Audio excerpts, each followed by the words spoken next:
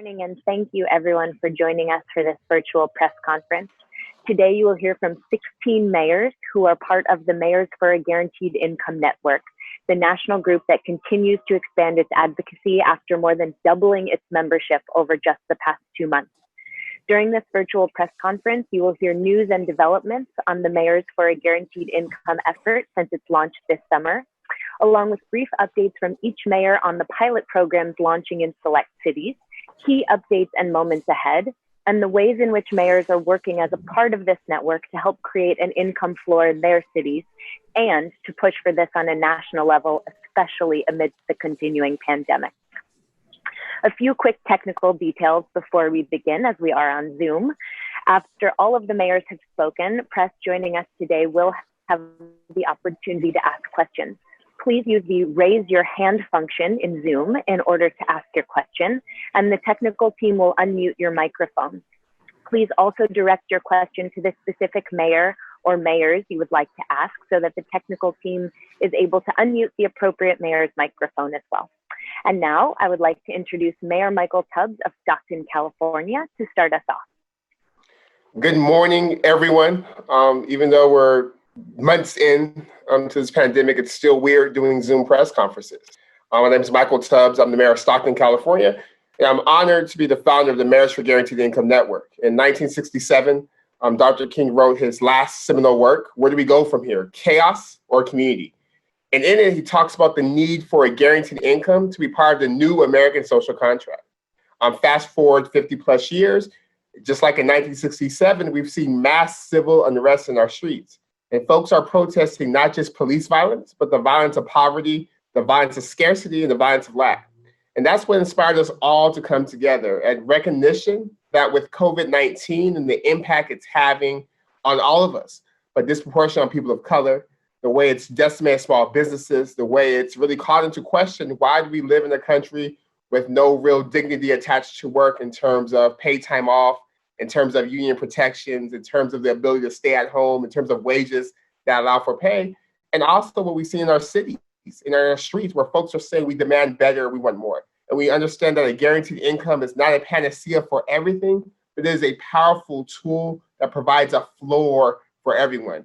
And as mayors, we're saying, as the caretakers of democracy, as the people on where the rubber meets the road, that we understand that we can trust our people just like we trust billionaires to make good decisions with money.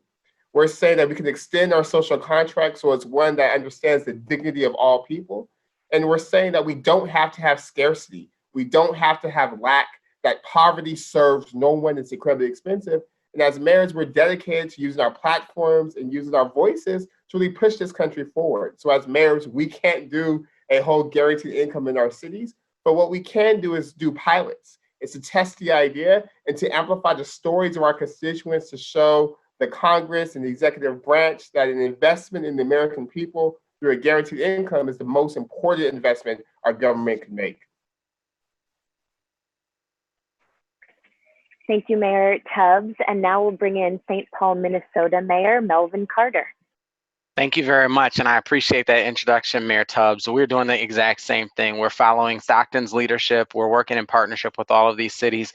Later today, our city council will vote on our local pilot called the People's Prosperity Pilot, our guaranteed income pilot that will identify approximately 135 to 150 low-income families with young children in our community who will receive a $500 unconditional monthly benefit for a period of 18 months. We're excited to do it in partnership with our College Savings Accounts program right here in St. Paul as we continue to explore how the link between college savings accounts, which is our initiative in St. Paul to provide every child born in our city with $50 in a college savings account, how college savings accounts and a guaranteed income can work together for a combined effect. We know that our economy is different. We've seen than it's been before. We've seen just in 2020, the stock market kind of produce record returns while my chief of staff is here with me. Received record returns while millions of jobs have been lost. This is a way to connect people to the prosperity of our country, and we're excited to continue to explore it alongside all these other mayors. Thank you so much, Mayor Carter. Now to Hudson, New York Mayor Kamal Johnson.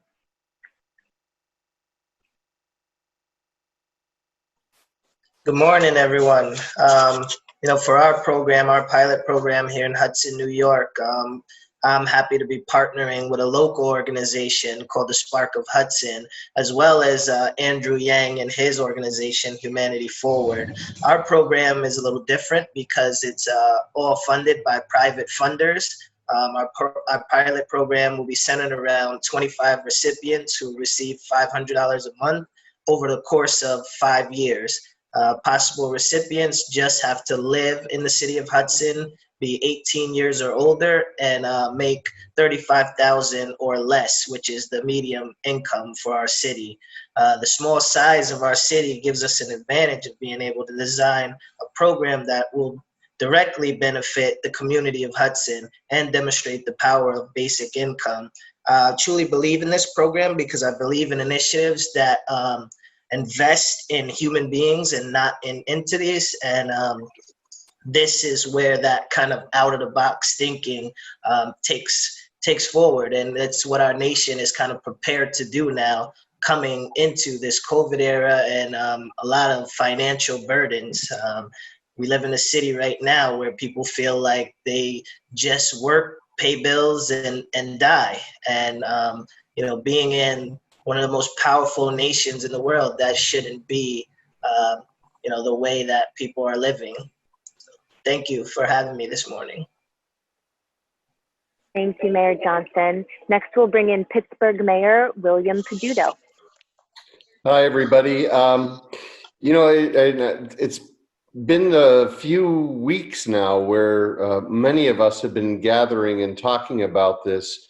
It really becomes a true example how America's cities are the laboratories of democracy.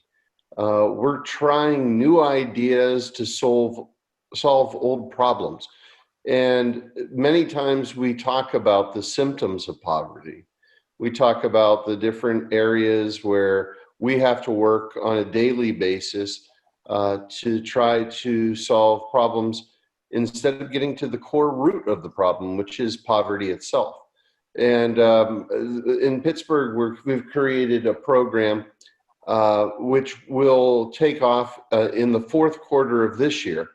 It will provide $500 to 200 families. But as we have studied and we have been able to prove, systemic racism is real in the city of Pittsburgh. It is quantified. And through our Gender Equity Commission, we have found that it is even worse when you are a female. So we'll be concentrating into Black women, concentrating one half of our funding into providing $500 a month to families run by Black women, and then comparing that with a sample group of 100 other families. We'll be looking at 50% AMI in order to be able to actually address the issue of living at a lower income within the city of Pittsburgh. And we'll be looking at a series of indicators that have been established through our gender equity study through the University of Pittsburgh in order to see if we can make a difference in people's lives. Simple as that, through the main areas of disparity within the city of Pittsburgh.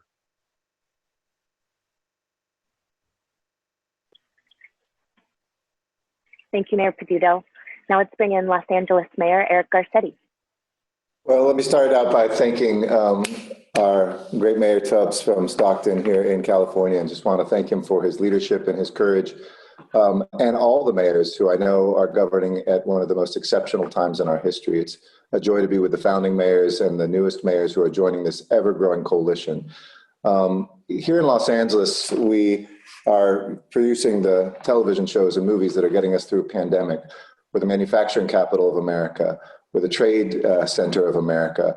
We had a booming economy, but even before this pandemic, there were so many people that have been left behind by the way we have structured our economy in this country.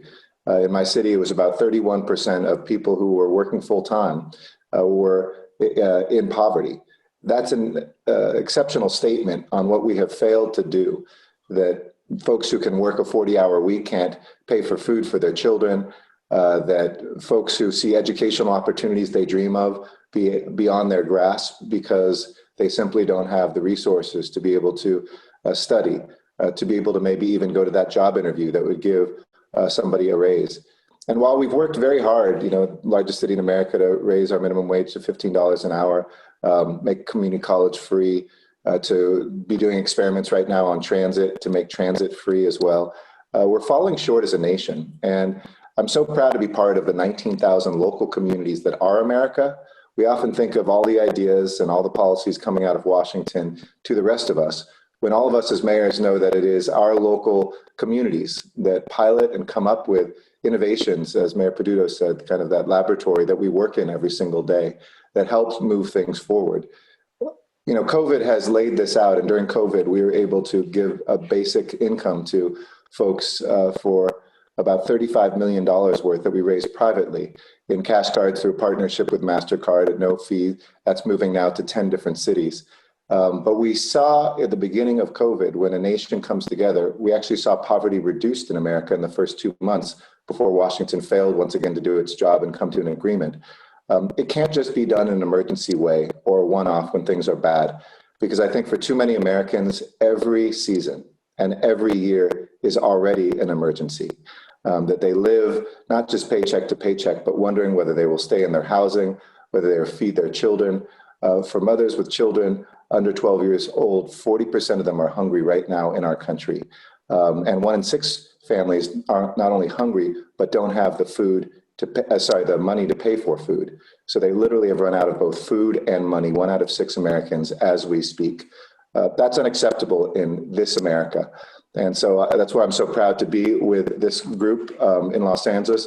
We will be putting forward a pilot on this. We're in the design, and it's complicated and big a city as Los Angeles, but I want to thank Mayor Peduto too for what he highlighted. At a moment of racial injustice, we see this is a way forward to race, especially as the founder of the Latino Alliance of Mayors. And I see Mayor Lorza, and I know Mayor Garcia is a part of that. We also see how this affects Latino communities, especially immigrants who've been written out of federal legislation as taxpayers, and anybody associated with them was written out too. The US citizen children of immigrants and spouses were literally written out of the assistance as they clean the hospitals, pick the food, stock the shelves. A basic income, a guaranteed basic income would go a long way towards realizing the American dream that is slipping through our fingers, but that we can together get back. Thank you so much. Thank you, Mayor Garcetti. Next, we have Philadelphia Mayor Jim Kenney. You guys, been seeing you guys in person a couple times a year, and hopefully to doing that again, but it's nice to see you on the screen. For some people, it may be difficult to understand the concept of a guaranteed income or to justify why it's needed when so many other social safety programs already exist. But if 2020 has taught us anything, it is that the support systems our country had in place were not enough, and that the restrictions placed on many resources prevent those who have the greatest need from accessing them. In Philadelphia, we piloted cash assistance as part of our COVID-19 relief efforts, launching the Philadelphia Worker Relief Fund, which delivered more than $1.7 million to 2,100 families who are left out of all federal and state relief. Our recipients, cash workers, families with mixed immigration status, and others who never received a stimulus check from the federal government had suffered for months with limited or no income. Nearly all of our residents were people of color, around 95%. 58% of awardees were women, and more than 2/3 had 3 or more people in their household. The most astounding figure we saw that was 75% of awardees had a household income of less than $20,000 a year. That's unbelievable. Our recipients are domestic workers, restaurant staff, and factory employees. And despite being part of the backbone of America's economy, they were left behind by the federal government. By providing these individuals and their families with $800 each in cash, we were able to make an immediate impact on their lives.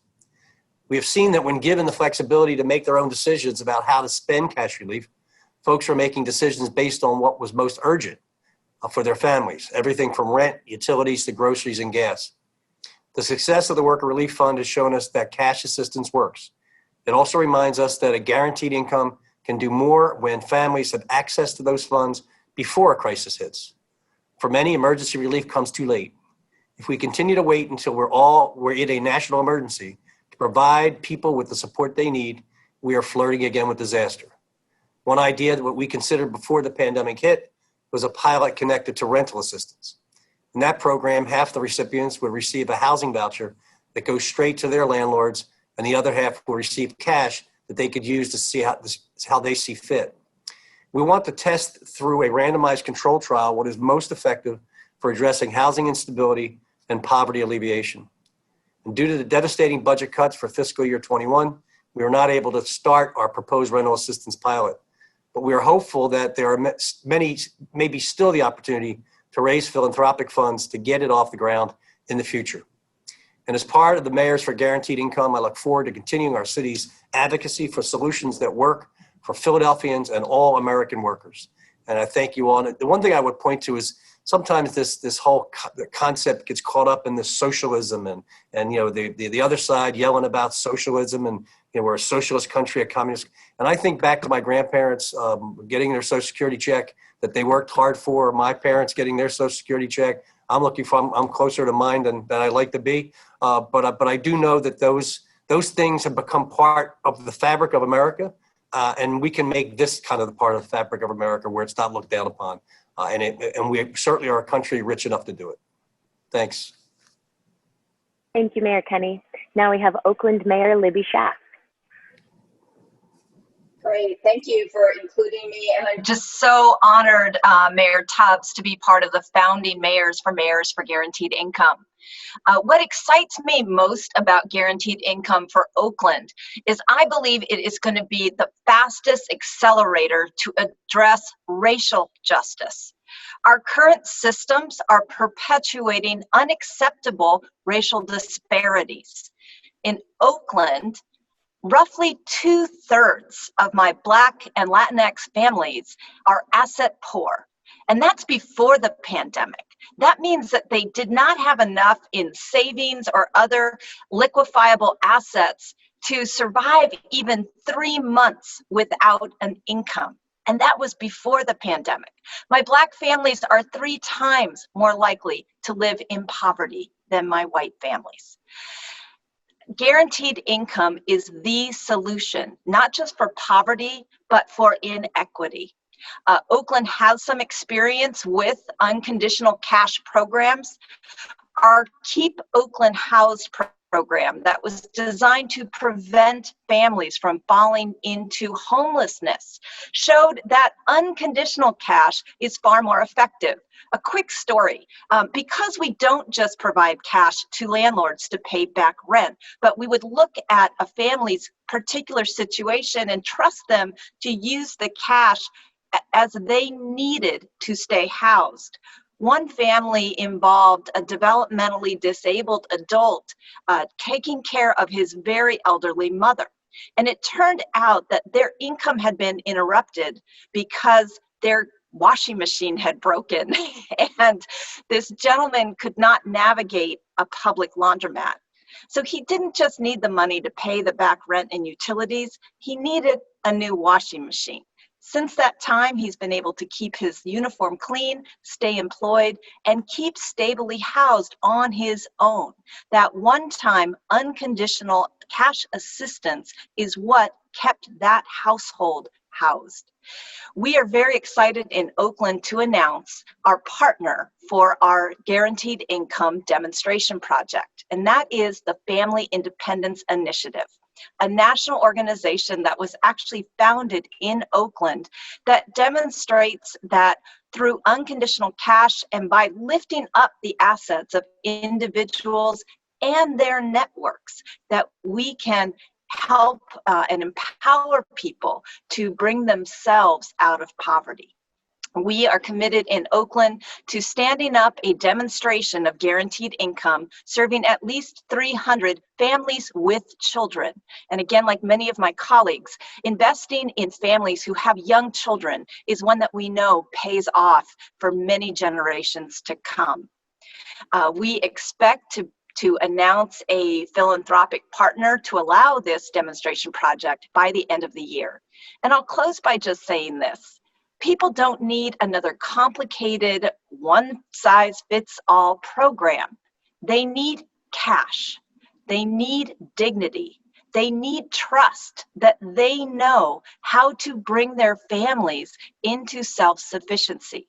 This is a far more effective and efficient and just way for government to ensure that everyone has an income floor so that we can enjoy the full talent and labor of everyone in our community. Thank you, Mayor Tubbs, for your leadership. Thanks. Thank you, Mayor Schack. And now we have Providence Mayor Jorge Elorza. Good morning, everyone. I want to begin by adding my voice to the chorus and thanking Mayor Tubbs from Stockton. We really appreciate your leadership on this. And as we are bringing guaranteed income to our home communities, the model in Stockton is certainly something that is an inspiration to all of us. And to all my colleagues on the call today, truly nothing makes me prouder than to stand with you on any issue, but in particular on an issue like this.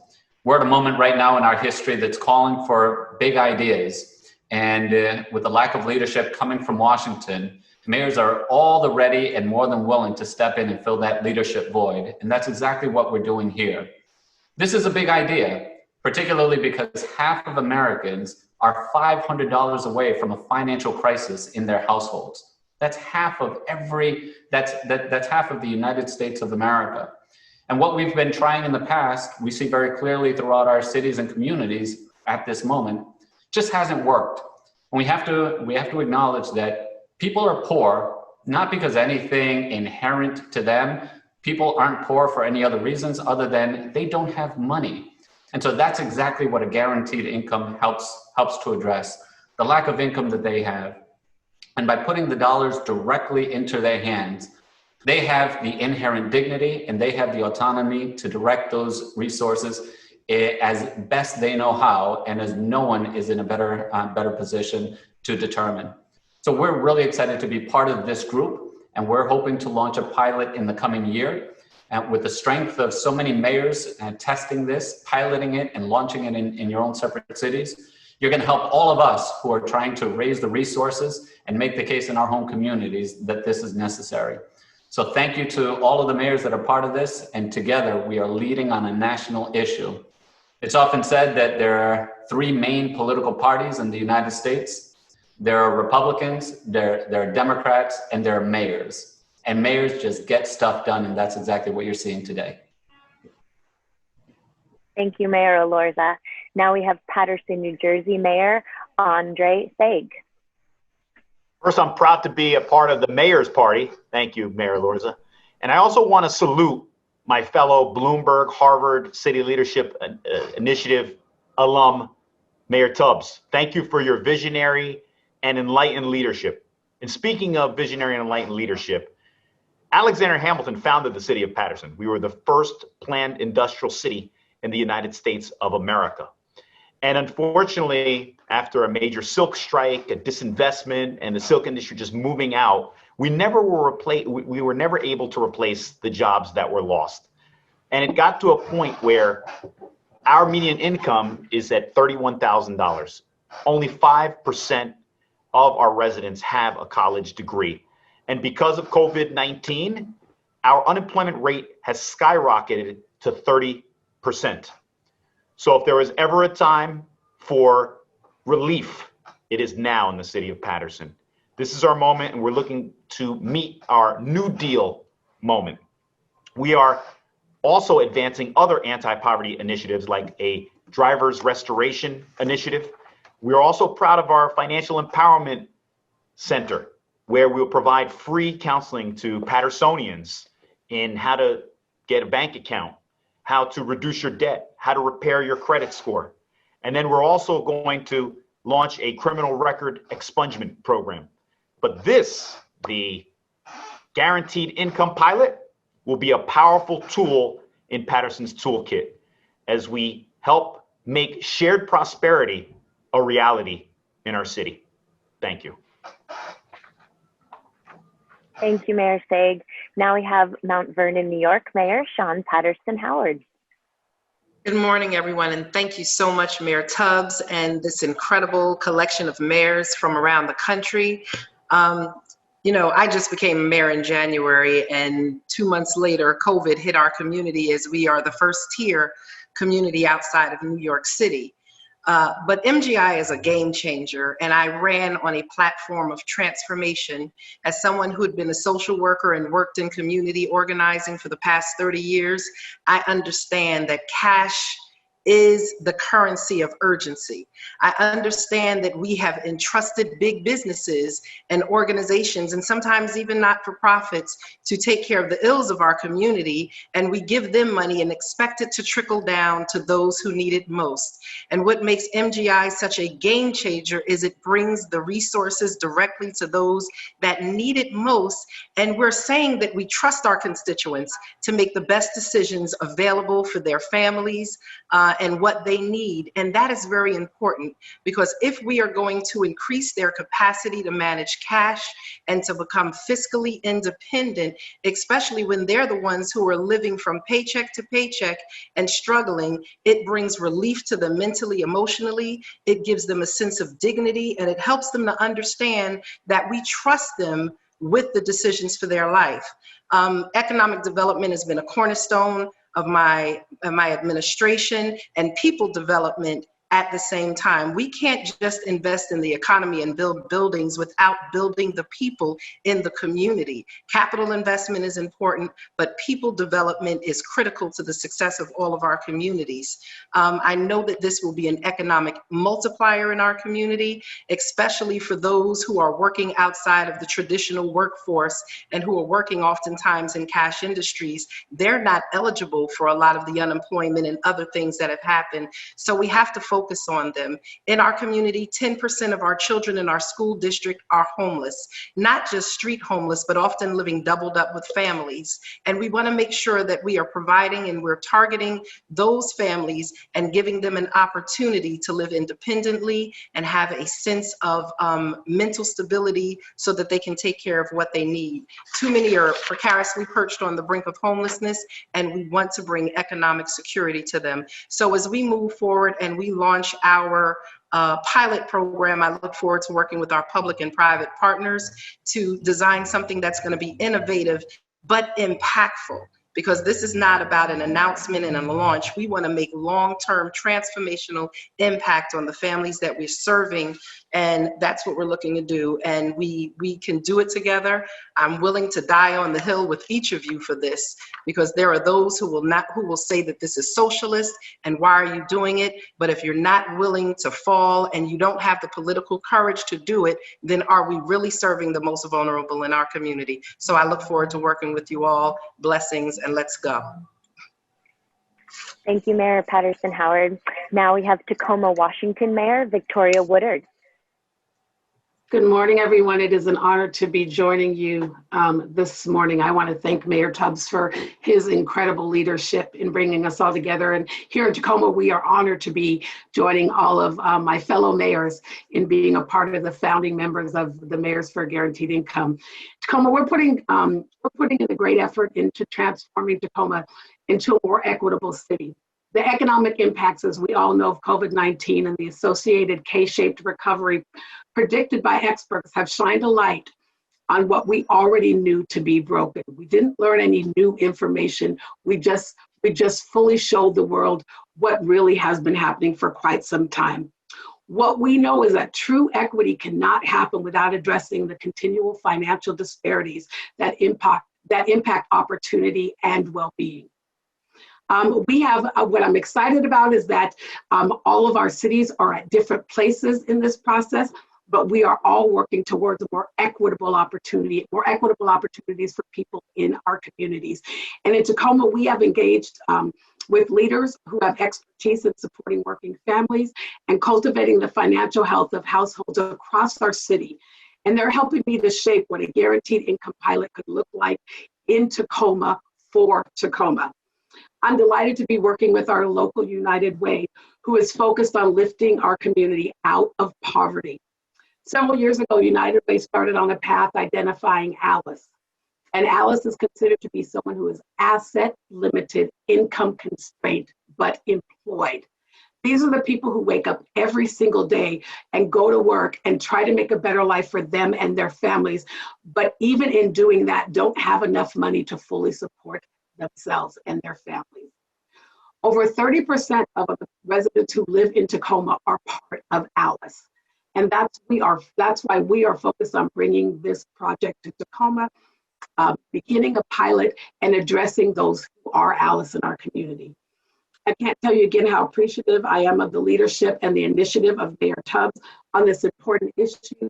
And I'm energized by the momentum and the energy that we have here this morning that has been infused in conversations on guaranteed income in cities across the nation. I stand with all of you, excited to work with all of you, and we're going to show America what it looks like to be a member of the third party and get a lot of work done for our communities. Thank you all so much for allowing me to join you this morning. Thank you, Mayor Woodard. Now we have Newark Mayor Raz Baraka. Good morning here. Just want to say first, thank Mayor Tubbs, as everyone else did, for your incredible leadership during this time. None of us would be here without your foresight and your ability to get this to actually happen.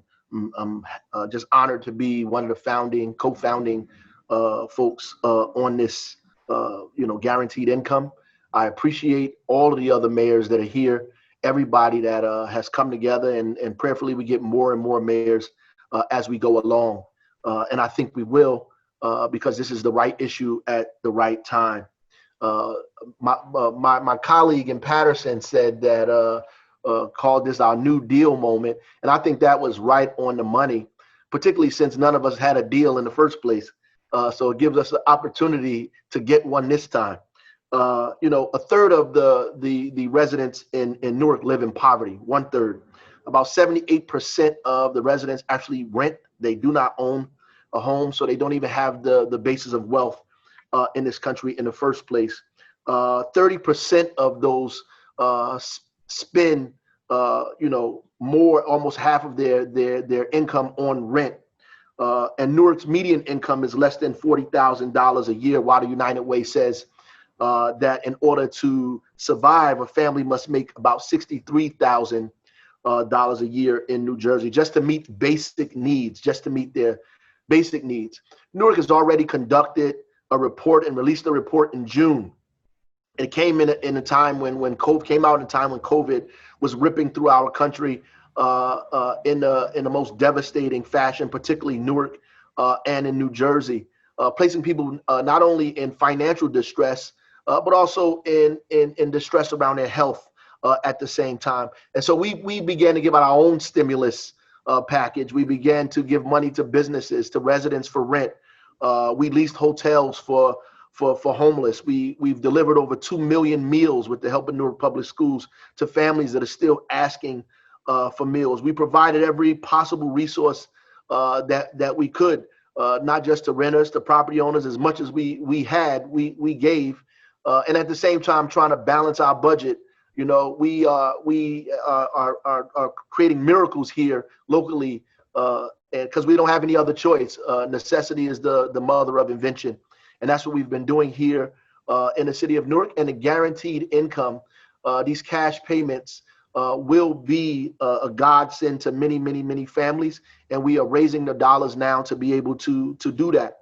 And I think that this is more probable and possible now than any other period in its history, specifically around COVID-19, because of what has happened, because it not only has unearthed such inequality in our country and an inequity, particularly in Black and brown communities, but it also has proven that this can be done, that we have the resources to do it, that the government has the will to give people stimulus checks, and that when they spent those stimulus checks, that it went back into the economy, that people spent it on food, on rent, on basic necessities, that it worked. Not only that it worked, that they now want to expand people's Social Security benefits, unemployment benefits. I mean, all of those things are proof that this stuff can happen. The only thing we need now is the will. We need the will, the national will, to make this a reality, because everybody in their right mind knows that this works. They know that this is the right time to do it. particularly since every state in the union now is experiencing high levels of unemployment. They're losing jobs, and the jobs that are being lost the most are the kind of low-wage jobs that are being lost the most, which are particularly populated by Black and brown communities, which will exacerbate the inequity in this country. The guaranteed income is something that we should be doing right now, because now is the time that it calls for it. So I'm excited to be on this venture with the rest of the mayors here on this journey, and prayerfully we will get to the place where we need to be, God willing. So thank you. Thank you, Mayor Baraka. Next, we have Ithaca, New York Mayor Svante Myrick. Thank you very much. I'm so proud to be here, to be joining this coalition for reasons both personal and political, which I'll get into. But I'll just say that first, you join anything, you know, if you know Mayor Tubbs' mind, if you know his heart, if you know his spirit, you know that when he pulls up in the car and says, hop in, you don't ask where you're going. You trust that you're going to the right place. And if you get in that car and find that Mayor Schack is in there, Mayor Lorza, Mayor Garcetti, Mayor Stoney, you know you're definitely headed to the right place. And for me, it's an idea so powerful, right? So transformative that it would have, I mean, picture this, the mayor of Los Angeles and the mayor of Ithaca, New York in the same coalition. I mean, what could get, think about it, the most powerful, most important mayor in the entire country in the same coalition as Mayor Garcetti, right? It's just really remarkable, because the power of this idea is that it works. You know, we have this very intuitive and intuitively wrong understanding of human nature. We believe that old adage that if you give a man a fish, you'll feed him for a day. If you teach a man to fish, you'll feed him for a lifetime. We've all heard it. Many of us have said it. Certainly we felt it. But how many of us have ever tried to teach a hungry man to fish, or to teach a hungry person anything at all? You know, I have a different view, one that comes from my own life experience, being born in a homeless shelter, raised for the first 10 years of my life in and out of homelessness. And my mother never made, still to this day, working minimum wage jobs in hotels. Never made enough to get above the poverty line, especially while raising 4 kids. We depended on a whole range of social service programs. And this assumption, you know, I've now been, it's been a privilege to be mayor for the last 9 years here in Ithaca. I've been in the middle class for about, for the last like 8 weeks. And I got to tell you, it is great. Highly recommended. 10 out of 10. Because what folks misunderstand about poverty, right? Folks who have never been through it, never experienced it, is that they believe it is a motivator, that it lights a fire underneath you to climb out, and they're concerned that if we give people cash, if we provide what this is, which is insurance, kind of social insurance, if we provide what people need, then they won't work for what they want. But I'll tell you, as being that little kid that walked hand in hand with my mom 3 miles to the grocery store and 3 miles back, jumping into the gutter to avoid cars as they drove past, the physical and mental exhaustion, the spiritual exhaustion that comes from managing even the smallest daily tasks makes it impossible to focus on the things that can help pull your family and your community out of poverty.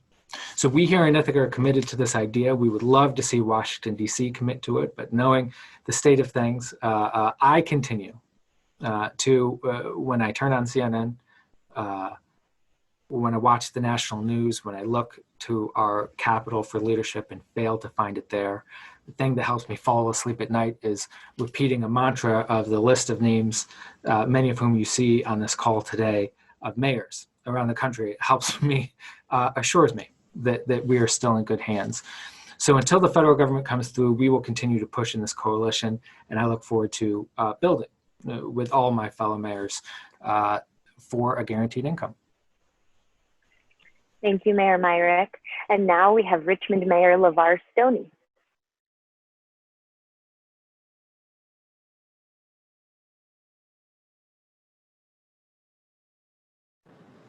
I would be, good morning, everyone. I would be remiss if I did not thank my friend, the mayor of Stockton, Michael Tubbs, for his work on this. He has led the way, and we are glad to follow. You know, the pandemic, the COVID-19 pandemic, has illuminated some serious inequities that we find in our communities. And mayors don't shy away from the challenge. We step up, and we go beyond just picking up the trash or ensuring every pothole is filled. We have to be the leaders when it comes to providing each and every resident in our city, particularly the most vulnerable, a path to opportunity, a path to economic mobility.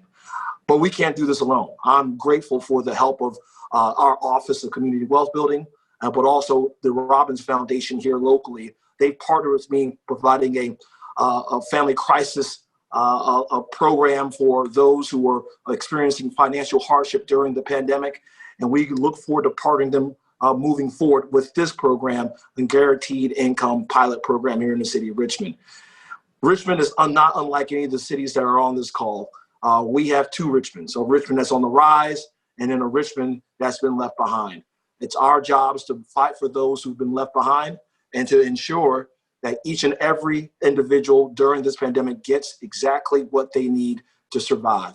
And so it's our hope that we can use this as a model, as a pathway for further success for all of our residents. And I'm thankful for this partnership. Thank you, Mayor Stoney. And here once again, before we start the Q&A, is Mayor Michael Tubbs to provide closing remarks.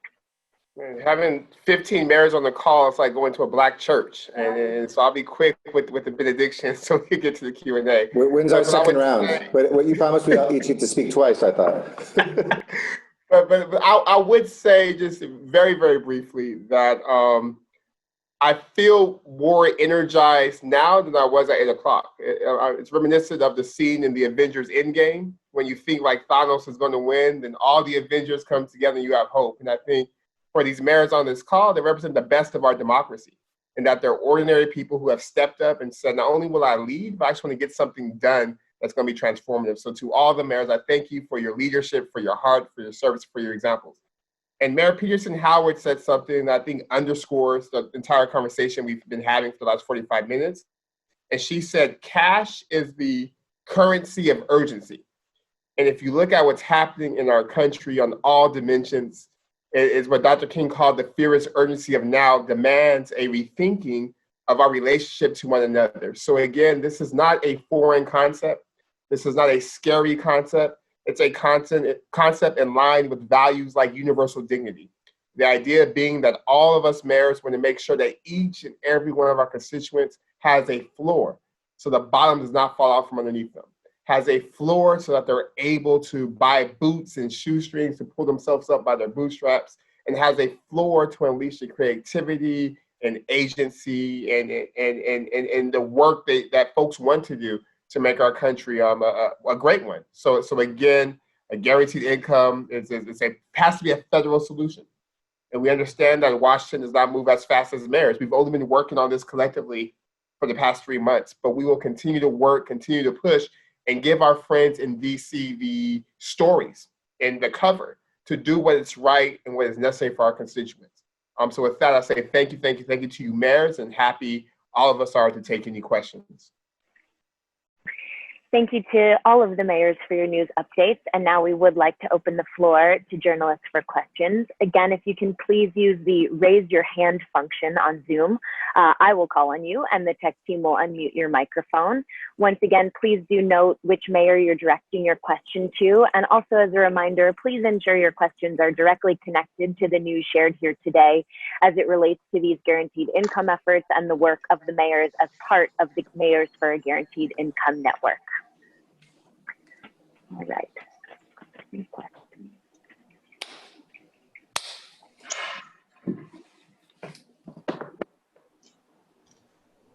Great. First, we'll go to Adam Beam from the AP. Hi, thank you all mayors for doing this today.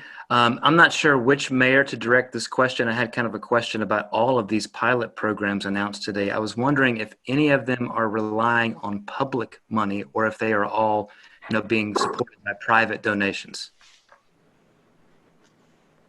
I'll jump in with that. This is Mayor Melvin Carter from St. Paul, Minnesota. We are using a combination. We're starting our funding with Federal CARES Act dollars that we received as a pass-through from the state of Minnesota. So our plan is to start that with Federal CARES dollars for the first phase. Obviously, that only runs through the next couple of months. So then beyond that point, we are continuing it with combination public and private grants that we have secured or are in the process of securing right now through our Office of Financial Empowerment in our city. We're looking at a combo too. Mount Vernon is looking at a combination of public and private funds. At this time, Oakland is only looking at private funds for our lobby, for our actual demonstration, but a blend of funds around other activities that are related. At this time, Hudson is only looking at private funds. This time Tacoma's doing the very same thing. Given our budget constraints right now, in order to get this project off the ground, we are definitely working with our local private partners. And Patterson at this point is also working with our private partners as well.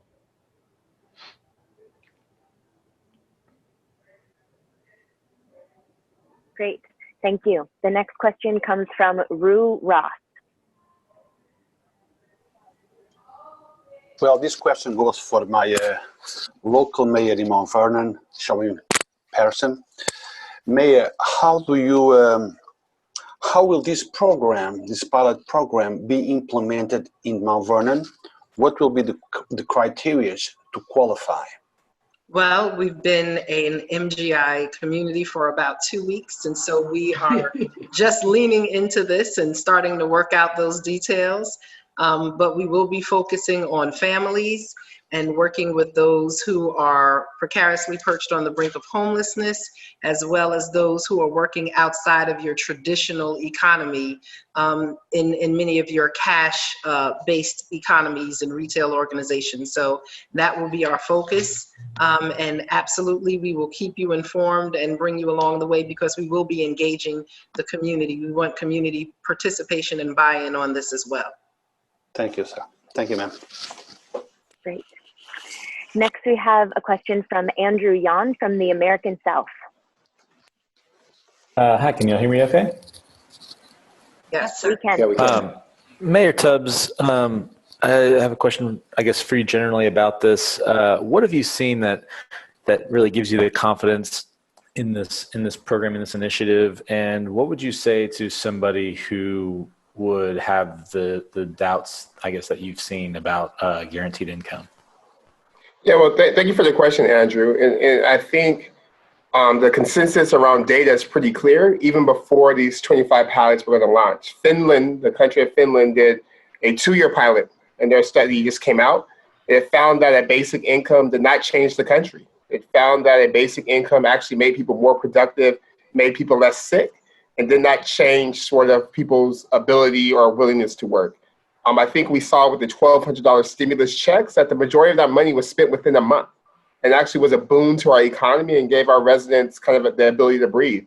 And we've seen in Stockton for the last 18 months a findings as the evaluation is being completed that reflect the findings of studies done in the 60s and studies done throughout the world. And it's that A, income floor is not enough to replace work. That B, the issue isn't that people aren't working, it's that work isn't paying. And that C, our economy is so brutal that it robs people of humanity. We've heard from countless residents who said being in the program allows them to breathe, allows them to feel less anxious, allows them to spend more time with their kids, allows them to contribute more to their community. So I would say to folks who are skeptical to A, look at the data, but B, also let's recognize something. Like a lot of skepticism comes from an idea of how society should work that's not reflected as to how society does work. So I think we all would agree that one job should be enough, that if you work, you wouldn't need a basic income. You'd be able to pay for everything. And that's an ideal, and that's how it should work. But in practicality and actuality, that's not how it works. In 99% of our counties in this country, a minimum wage job does not even pay enough to pay for rent. So Andrew, to conclude, I would say that the issue is one of imagination. It's one of reckoning that a guaranteed income is about all of us. It's not about them. It's about you and me, and doing everything that's necessary to give us a fighting chance to build the American dream. You know, Thank you, Mayor. I'm skeptical too. I'm skeptical about bailouts for corporations and breaks for one percenters, and that's not called a handout. To me, it's the vocabulary what we deal with. Single mother with 3 who gets some assistance, that's a handout because she don't want to work or whatever.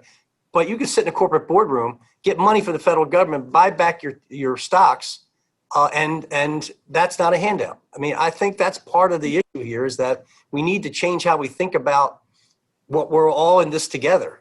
I mean, I'm not against companies or I'm not against rich people, but they're okay. And the people who are suffering and struggling are the ones that need the help. They're not handouts. They're hands up. You can call whatever you want. But I do get angry when these programs are termed to be handouts and people who are lazy or something like that. It's total nonsense. And I think that this administration has done a good job in fortifying that view of people, and I think it's wrong. Sorry. Amen. Amen. Preach. Hear, hear. Amen. Yeah, it's Preach, Brother it's Jim. been a little stressful around here, so as you know. Yeah, this is the superior economic stimulus plan. Yes, I hear you. There you go. Next, we have a question from Oscar Perry Abello at Next City.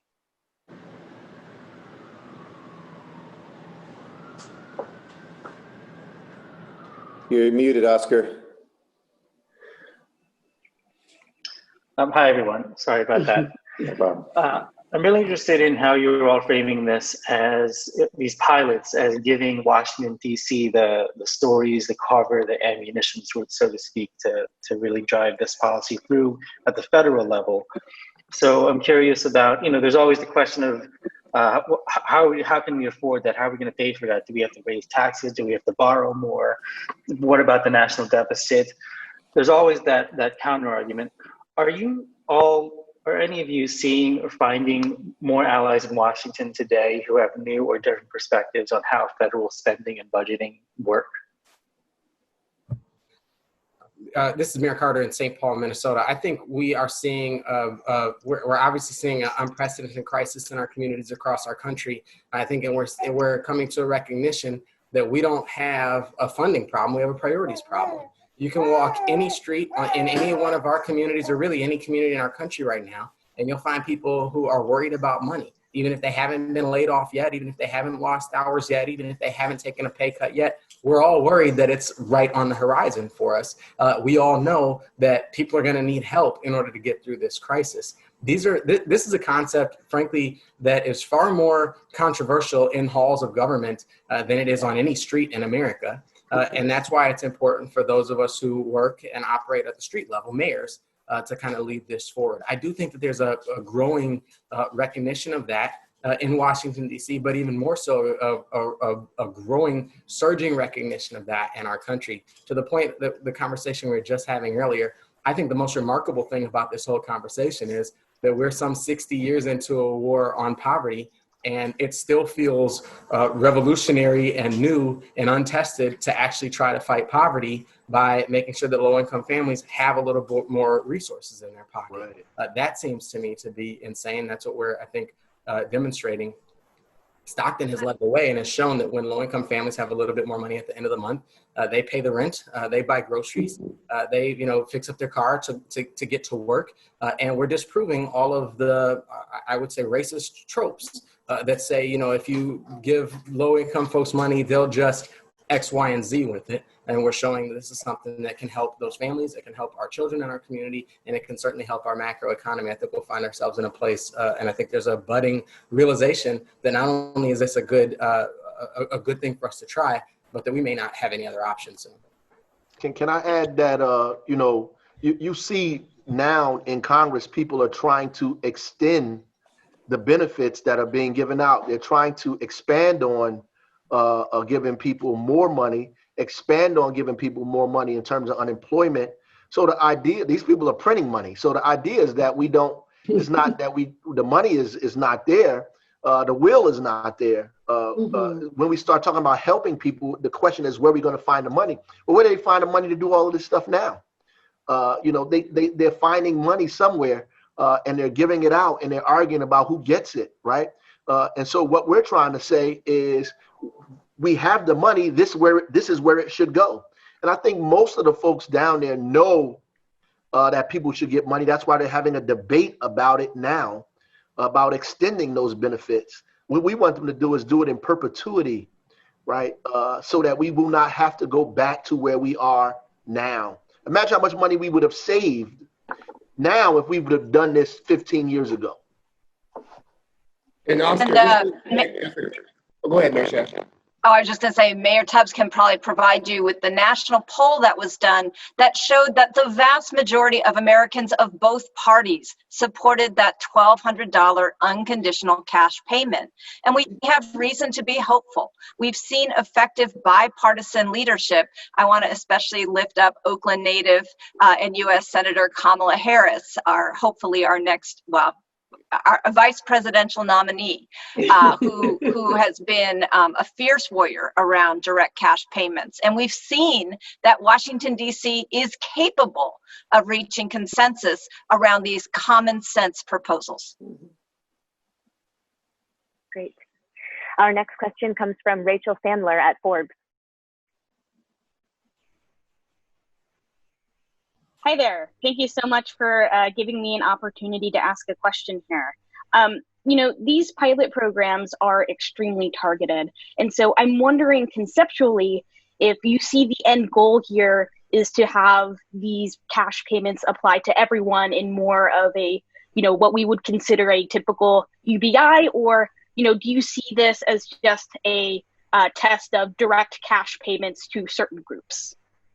Well, thank you for the question, Rachel. It's a fair one. I would say the goal, of course, is to get to universality, but we live in a republic and a democracy where change often happens in incremental steps. So what we're saying now as mayors, as people who have to set priorities, the priority is making sure that those who we absolutely know need the money get the money.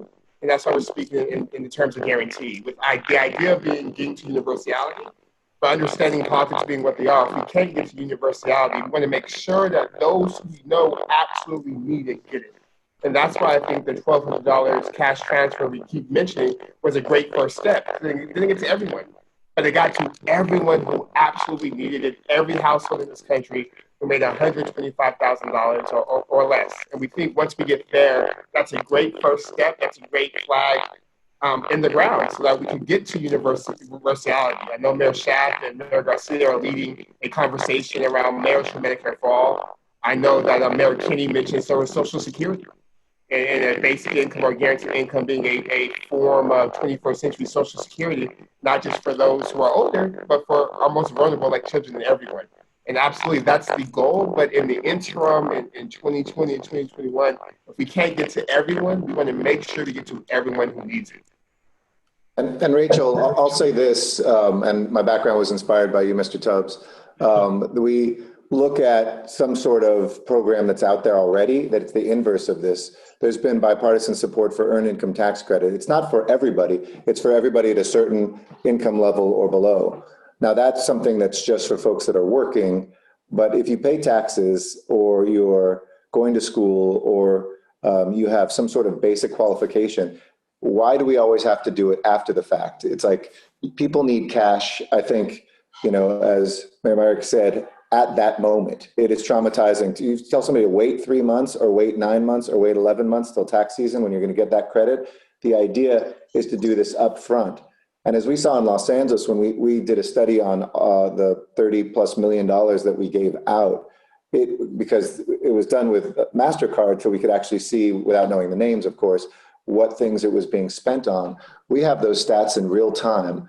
We know that people are absolutely going against whatever stereotypes people had. They're paying for the basics. And more than that, the stories of opportunity, I'm always inspired by when people have a little bit more money, they can afford to go to that job interview for a better job. And there are so many things that hold people back. If you tell people, look, 11 months from now, you're going to get a tax credit, we already have a consensus apparently across both parties at both many state levels and certainly at the national level.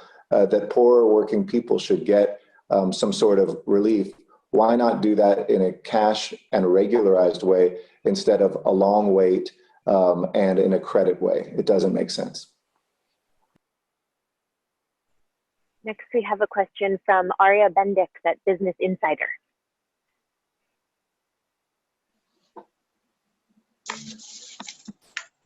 Hi there. This is a timeline question for both Mayor Johnson and Mayor Carter.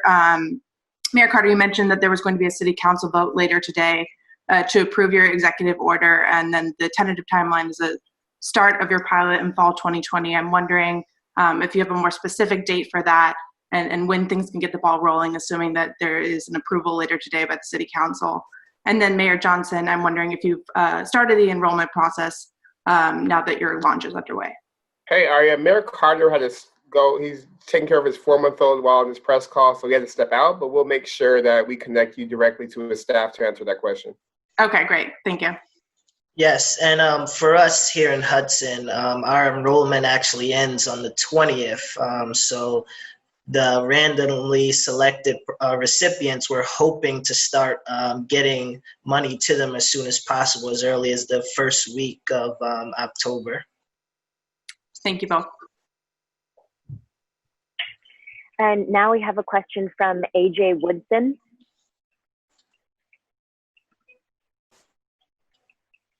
Good morning, everybody. Good morning, everybody. This is AJ Woodson from Black Westchester. I've been stepping in and out. I want to applaud you all for what y'all are doing.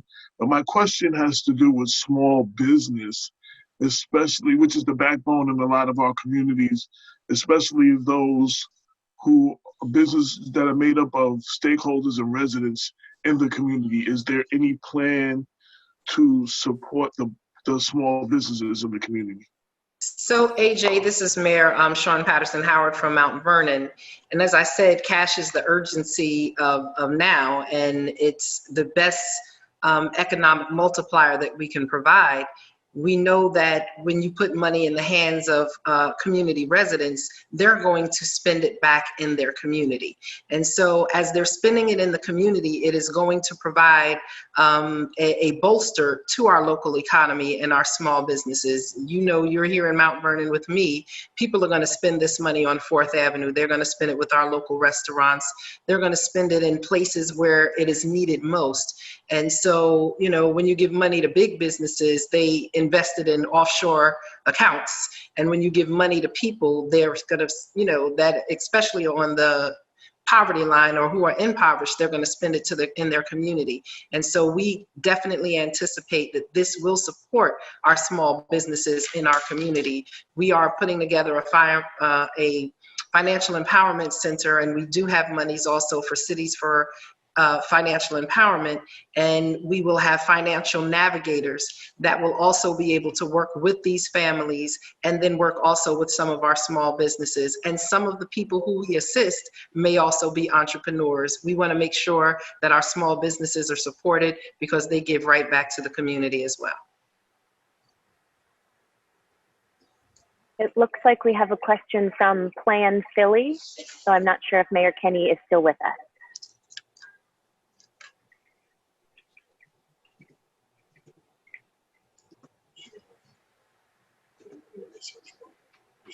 Looks like you're on mute.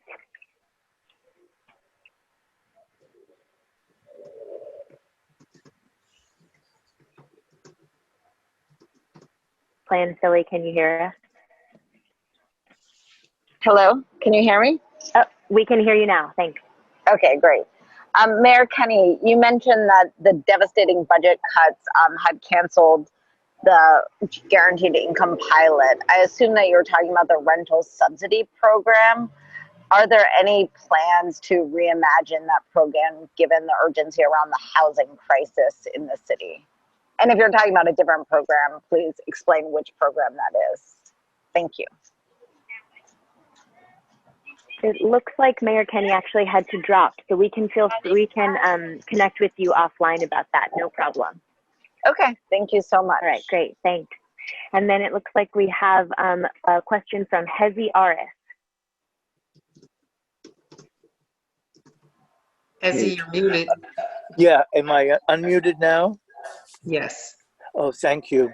Well, my question is, has media been negligent in recognizing the lack of financial capacity of people in cities across the nation? And was there a basis for not making the number of people in poverty? The percentages, I heard a few people mention 30%, 33%, and maybe even higher. So are we now less embarrassed about our plight as it resides now than ever before? And what can media do to change the equation?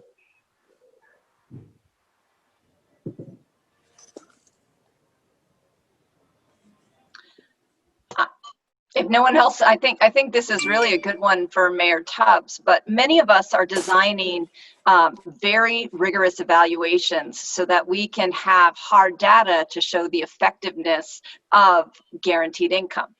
But we are picking out individuals who are not going to be part of the evaluation, but are storytellers. Because changing the narrative, getting rid of, I think Mayor Carter said it best, the racist tropes, retelling the story about Americans who are not poor because of individual failure, but because of system failure, society failure. That is a really important part of this effort. And this pulling out of storytellers as part of demonstration projects, I believe is a best practice. And that is the power of this coalition. The fact that those of us who have not launched our demonstrations yet can learn the lessons from those cities that are ahead of us in this brilliant crusade is really part of the beauty of the coalition. Thank you. This is Mayor Howard. I think for many years, most communities have run away from negative statistics in their community unless they were applying for some type of grant where you shared that and lifted it up as your need statement. Poverty are our people, and our people are not invisible. I think we've tried to make, I think not me, but I think many communities have tried to make those who are impoverished in their communities invisible. And I believe right now this is a much sexier opportunity and time to discuss it because of COVID-19. COVID-19 has ripped the ugly covers off of what many of us have known in our communities, and now it is just a more acceptable time to talk about it. But it's going to get much worse before it gets better if we do not find a way to introduce cash into the hands of those who need it most. So I do think many people have been embarrassed to talk about poverty rates unless it was for some type of financial gain in a grant application or a fundraiser. But now people are much more progressive. I think we have more progressive leaders throughout our country right now who are willing to have those hard conversations. Thank you once again, everyone, for joining. We will close at this time, and we'll also be following up with each member of the media with a recording of this program. Thanks, too, for your continued interest in showcasing the ways in which we're moving towards creating a true income floor for people. Mayors for a Guaranteed Income hopes that you will all continue to be moved to tell the stories of this important work moving forward. Thank you again, and have a wonderful day.